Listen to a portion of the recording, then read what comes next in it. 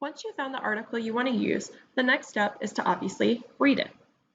Now, coming from a grad student who was previously an undergrad, I know that reading articles can be complicated, time-consuming, confusing, frustrating. There's a lot of terms for it. I want to come and help as someone who has been in your shoes and who has learned a few things in the literally hundreds of articles that I've read in grad school. So listen up carefully and you'll get some great advice that will hopefully help you reading these articles and into the future, especially those of you who want to continue on to grad school. The basic breakdown here we have our title, authors, and some keywords. This can be a good way to double check if it's covering something that you want to look at. Perfectionism, college students, mental health. Seems like a fun article to check out, right? Ideally, you would have already read the abstract before downloading and choosing it. The abstract gives you an overall summary.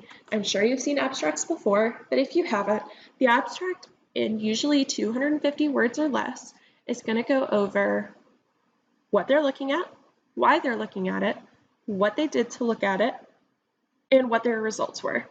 It's a great way to spend a minute or two getting to know an article before you actually dig deep into it. I cannot recommend enough you reading the abstract.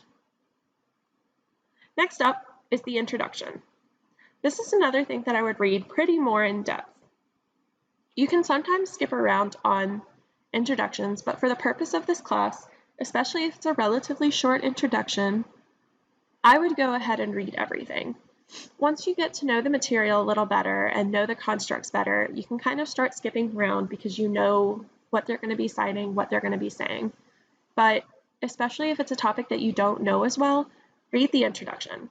It's going to introduce you to the concepts, tell you why they're studying this, and usually give you the hypotheses they're going on.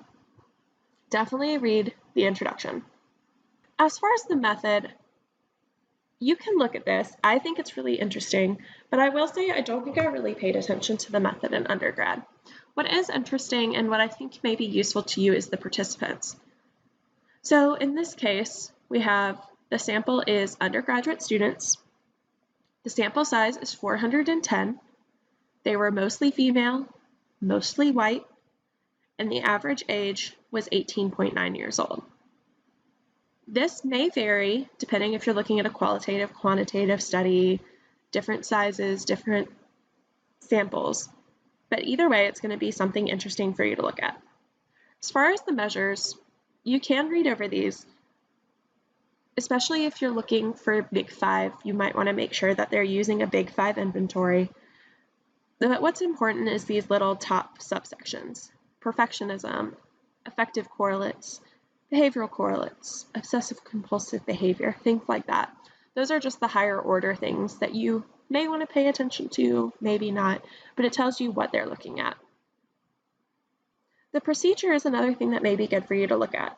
It goes over what they did in the study. Third, you see the results.